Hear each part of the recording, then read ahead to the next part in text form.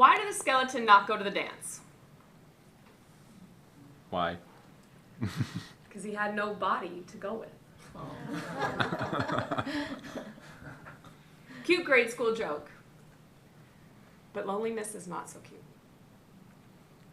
When I was 6 years old, I lived in a small town and I was the oldest two younger brothers. And I was part of a Sicilian family. And I was going to be a solid gold dancer. There is nothing cuter than a four-eyed, curly-haired girl running around going, "I'm going to make you an offer you cannot refuse."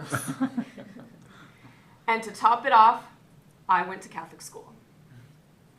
And every first Friday of the month was a special day where kids would gather on the playground in their assigned groups, and they would have lunch and play different games.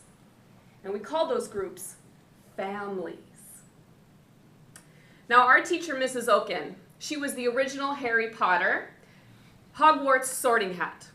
She would sit at the front of the room on her stool with her big old round eyeglasses, and she would gaze and give out the assignments.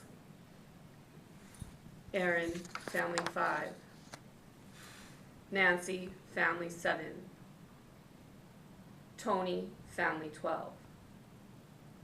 And then she was done. You'd think that someone had just burst open a pinata because all these kids went scrambling around trying to get out of their lunch, and then they go to the line. Because they wanted to get out to the playground. I was in the back of the room. Mrs. Oken, you skipped me. Mrs. Oken was a little along in years. And taking care of 32 kids sometimes was a little overwhelming for her to track. I remember she yelled a lot. She peered over her glasses. "Give me a few minutes." Trusting her, I too bolted, and I got in line with the rest of the kids at the end. Together, we walked out to the playground, but one by one, they started peeling off to their family groups, while I was still waiting here for Mrs. Oken. Mrs. Oken never found me. Despite her big round glasses, she couldn't see me. The one person who could help me didn't notice me at all. And so I walked to the long red brick wall right outside my classroom. And I sat there. It was high enough that I could easily sit on its hard, rough surface. And there I spent the entire first grade year. Because no one else noticed me either. That was the first time that I had experienced loneliness. My second grade year, the day that it came for group assignments, I was sitting in the back of the classroom, praying. "Please don't let this be another year on the long red brick wall. I'd rather have the Godfather's horse's head in my bed. Not another year on the red brick wall." Now our teacher then, Mrs. Espina, she was a petite woman with a very commanding presence. And when she read off the names, Aaron, family 5. Nancy, family 7. Tony, family 12. Giovanna, family 6. Did she just say my name? Did I now have a family? I belonged to someone? It turns out Mrs. Espina had taken the time to correct an error that the front office had made. Her small act helped lift me up off the red brick wall.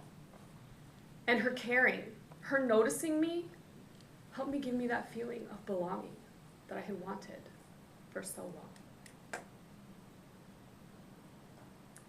It was a valuable lesson that year. I had learned the empty feeling of loneliness at a very young age.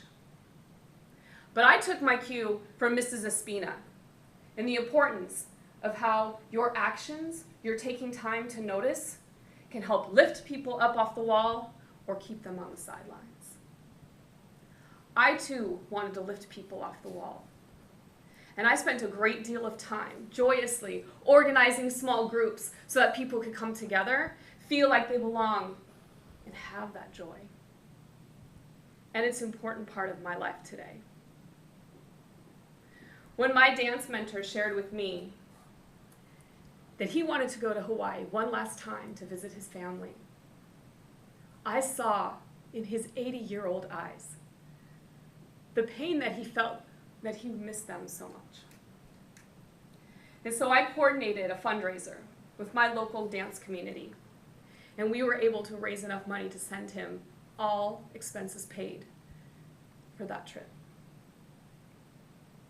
And I wish you could have seen the joy and the tear filled in that 80-year-old man's eyes as we presented him with that surprise gift that day on the dance floor with the whole community watching. There is nothing like that joy in lifting someone off the wall. Or in Carlito's case, he danced off the wall. Fellow Toastmasters, it doesn't take much to lift someone off the wall. I missed that one. I never became that solid gold dancer. But I'm still the four-eyed girl who goes around saying Sicilian jokes. And every week, I still see that long red brick wall when I take my 4-year-old nephew to his Sunday school.